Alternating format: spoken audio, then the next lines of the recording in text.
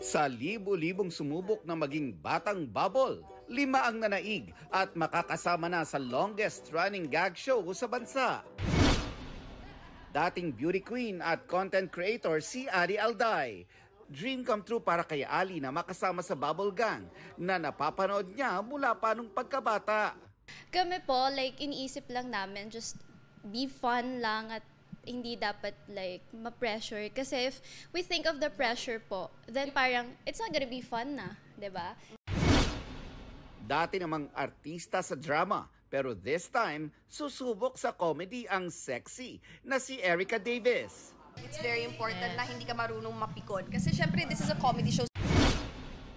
Aktor sa drama at nakasama pa sa cast ng Kapuso series na Beauty Empire. Ngayon, pagpapatawa naman ang seseryosohin ni Aaron Maniego. Collaborative po kasi kami dito. Sobrang magagaling na mga komedyante at aktor. Ordinaryong office employee turned komedyante sa TV.